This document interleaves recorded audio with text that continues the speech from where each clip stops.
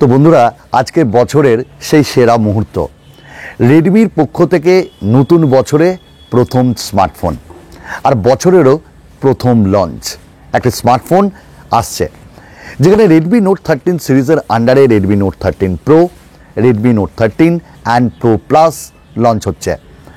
Specially আজকে আমরা কথা বলবো রেডমি নোট 13 প্রো প্লাস, যেটা আজকে লঞ্চ হচ্ছে, এবং এই ভিডিওতে আমি আমার সৎ মতামত আপনাদের সামনে তুলে ধরব। আর আগামী দিনে unboxing and review Redmi Note 13 pro প্লাসের অবশ্যই আসবে। তবে কেনার আগে এই ভিডিওটি দেখে নিন। কিছু কিছু জায়গায় আমার প্রচণ্ড খারাপ লেগেছে, রেডমি সেই রেডমি থেকে গেল, চরম হতাশ। শুরু করি। আমার নাম সুমন, আপনারা আছেন আপনাদের পরিবার গ্যাজেটস বাংলায়। ভালো লাগলে একটু লাইক আর সাবস্ক্রাইব। তো আজকে রেডমি নোট 13 সিরিজের আন্ডারে দুটি স্মার্টফোন লঞ্চ হচ্ছে, রেডমি নোট 13 প্রো প্লাস ফ্লিপকার্টে আর রেডমি নোট 13 প্রো অ্যামাজনে। দেখুন, যা যা খারাপ আছে সেগুলো আমি শেষে গিয়ে বলছি। আর আমি এই স্মার্টফোনগুলোকে ওভার প্রাইসডের আখ্যা দিচ্ছি। হয়তো আমি প্রথম যে বলছি ওভার প্রাইসড, কেন বলছি সেটাও বলবো।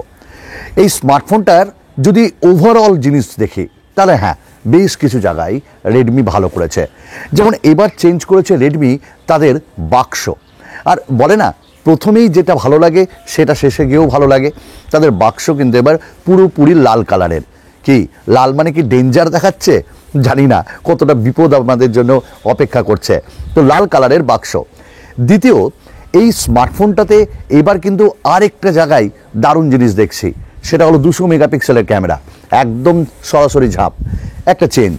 তৃতীয় চেঞ্জ আমরা দেখেছি এই স্মার্টফোনটায় 120 ওয়াটের ফাস্ট চার্জিং, আবার কার্ভড অ্যামোলেড তারা এনেছে, ইন ডিসপ্লে ফিঙ্গারপ্রিন্ট স্ক্যানার তারা এনেছে। চলুন আমরা এবার কথা বলে নিই এই স্মার্টফোনটার। যদি আমরা প্রথমেই ডিজাইন অ্যান্ড বিল্ড কোয়ালিটি দেখি না, তাহলে প্রথমেই বলতে হয় ওয়াও।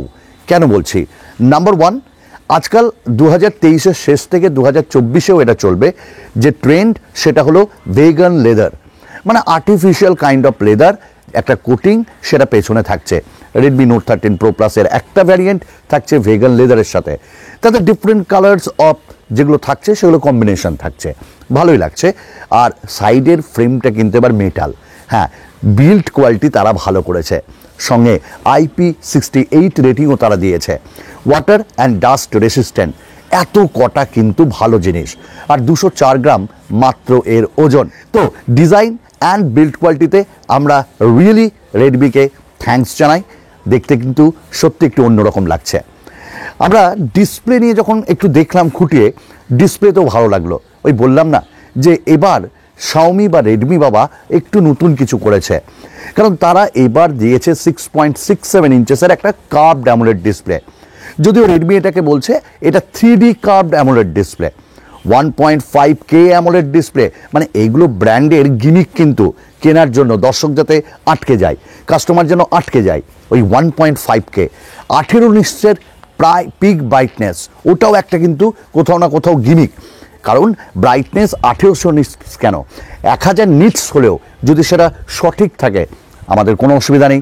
তো 1800 নিটসের peak brightness. Corning Gorilla glass ভিক্টাসের protection, for the first time Victus দিচ্ছে। ভিক্টাস একটু টাফ এই আর কি, অন্যান্য যে কর্নিং গরিলা গ্লাসগুলো থাকে তার থেকে এটাও বেশ ভালো। HDR10-এর সাপোর্ট তারা দিয়েছে, ডলবি ভিশন দিয়েছে, ইন ডিসপ্লে ফিঙ্গারপ্রিন্ট স্ক্যানার দিয়েছে, আর বেজেলস একেবারেই নাই, পাঁচঝোল একদমই কম। তো ওভারঅল যদি আমরা এটা বলি যে ডিসপ্লেতে রিয়েলি কাজ করেছে আমাদের শাওমি বাবা, রেডমি বাবা। রেডমি নোট 13 প্রো প্লাসের ডিসপ্লে অসাধারণ, যে কোনো কন্টেন্ট কিন্তু আমরা ইজিলি বাম্পারভাবে এনজয় করতে পারবো। কথা বলে নিই এবার আমরা এই স্মার্টফোনটার যে ভ্যারিয়েন্টগুলো। দেখুন, এখানে বিভিন্ন রকম ভ্যারিয়েন্ট আসবে। যেমন আমি যদি রেডমি নোট 13 প্রো প্লাসের কথা বলি, 8GB 256GB, 12GB 256GB, আবার 512GB এরকম ভ্যারিয়েন্টও আসবে। UFS 3.1 স্টোরেজ টাইপ থাকছে, LPDDR5X র্যাম থাকছে। এইগুলো তো ভালো, কারণ মেমোরি ম্যানেজমেন্ট তাদের ভালো হবে, এবং ভ্যারিয়েন্টগুলোও বেশ ভালো। যদিও আমার মনে হয় যে অন্যান্য ব্র্যান্ড যখন 12GB 256GB থেকে আরম্ভ করছে, তাদেরও এটা করা উচিত ছিল। যদিও শুনছি 8GB 256GB, আমিও দেখব লঞ্চ ইভেন্ট আপনাদের সাথে। স্মার্টফোনের আরও একটা জায়গায় আমাদের ভালো লেগেছে, প্রায় 10টার ওপরে বেশি 5G ব্যান্ড সাপোর্ট করছে, যেটা ফিউচারিস্টিক এক কথায়। কথা হলো এবার প্রসেসর। প্রসেসরও কিন্তু বেশ ভালো রেডমির। এবার মিডিয়াটেক ডাইমেনসিটি 7200। দেখুন, আমাদের কোথাও না কোথাও মনে হয়েছে যে মিডিয়াটেকের থেকে স্ন্যাপড্রাগন দিলে আর একটু ভালো। এটা আমার পার্সোনাল ওপিনিয়ন, আপনাদের কি অবশ্যই কমেন্টস করে জানাবেন। কিন্তু মিডিয়াটেক ডাইমেনসিটি 7200 যেটা, সেটা একটা 4nm টেকনোলজির প্রসেসর। ওই যে ন্যানোমিটার যত কম পারফরমেন্স তত ভালো পাওয়ার এফিসিয়েন্ট হবে। আমরা আশা রাখছি এর পাওয়ার এফিসিয়েন্ট আমরা ভালো পাবো এবং পাওয়ার প্যাক একটা প্রসেসর, এবং তার পারফরমেন্সও ভালো হবে গেমিংয়ের জন্য এবং মাল্টিটাস্কিংয়ের জন্য। হেভি গেমার্স, হেভি যারা অ্যাপস ইউজ করেন তাদের জন্য এটা বেশ ভালো। আফটার অল একটাই কথা বলবো, আগে টেস্ট করব তারপর বলবো, এগুলো তো স্পেক্স অনুযায়ী আমি বলছি। স্মার্টফোনটির আমরা যদি ক্যামেরা বলি না, ওইখানে ভালো করেছে 200 মেগাপিক্সেলের সেন্সার, কিন্তু এখানে স্যামসাংয়ের আইএসওসেল সেন্সারকে ইউজ করা হয়েছে, যদি সোনি না কিন্তু। এবং এটা পিক্সেল ভিডিংয়ের মাধ্যমে কাজ করবে, কিন্তু বুঝতেই পারছেন 50x4। তো এখানটা একটা ডেডিকেটেড 200 মেগাপিক্সেলের জন্য অপশন থাকবে। শুধু তাই নয়, এখানে 8 মেগাপিক্সেলের একটা আলট্রা ওয়াইডও দিয়েছে, বাট 2 মেগাপিক্সেলের ম্যাক্রো। সামনে 16 মেগাপিক্সেলের ফ্রন্ট ক্যামেরা। আমরা পেছনের ক্যামেরা দিয়ে 4K 30 FPS করতে পারবো, বাট ফ্রন্ট ক্যামেরা দিয়ে আমরা অনলি ফুল এইচডিতে ভিডিও রেকর্ডিং করতে পারবো। ঠিক এরপরেই আসে যে এই স্মার্টফোনটার যে ব্যাটারি, 5000 mAh ব্যাটারি তারা প্রোভাইড করেছে। ওয়েল, বরাবরই রেডমি 5000 mAh দেয়, কিন্তু ভালো 19 মিনিটে 100% চার্জ। জানি না কাদের এত সময়ের অভাব। যাই হোক, এখানে 120 ওয়াটের ফাস্ট চার্জিংকেও তারা ইন্ট্রোডিউস করেছে for the first time. USB type C port, dual speaker এবং ডলবি সারাউন্ড সাউন্ডও থাকছে। শাওমির পক্ষ থেকে জানানো হয়েছে হাইপারওয়েস এতেও আসবে, কিন্তু এখনকার মতো MIUI 14 আর অ্যান্ড্রয়েড 13 এটা রান করবে। কিন্তু খারাপ কোথায় লেগেছে? নাম্বার 1, এই স্মার্টফোনটাই আমরা 3.5mm জ্যাক পাচ্ছি না। নাম্বার 2, এতে আমরা এক্সট্রা মাইক্রো এসডি কার্ড ব্যবহার করতে পারবো না। নাম্বার 3, এই স্মার্টফোনটাই আমরা 4K video recording front camera দিয়ে পারবো না। এরই কম দামে অন্যান্য ব্র্যান্ড কিন্তু আমাদের দেয়, যেমন মোটোরোলার ফোনে আমরা 4K ভিডিও রেকর্ডিং করতে পারি এই দামে। স্যামসাংয়ের ফোনে ফ্রন্ট ক্যামেরা দিয়েও 4K ভিডিও রেকর্ডিং করতে পারি। হ্যাঁ, ভালো জিনিস OIS এবার তারা এখানটাই প্রোভাইড করেছে।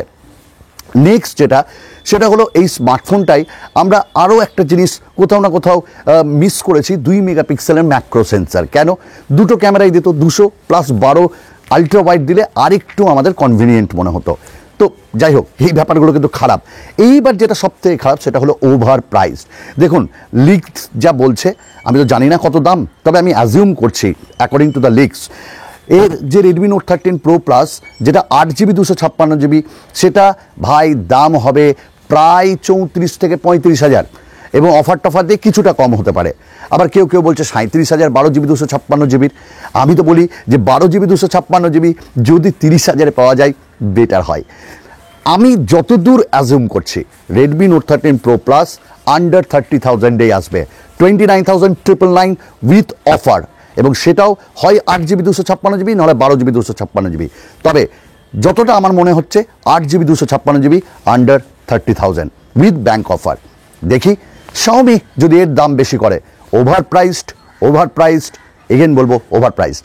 আরও একটা নতুন ভিডিওতে আপনাদের সঙ্গে দেখা হবে, আনবক্সিং রিভিউ আনবো রেডমি নোট 13 প্রো প্লাসের। চলুন, বিদায়।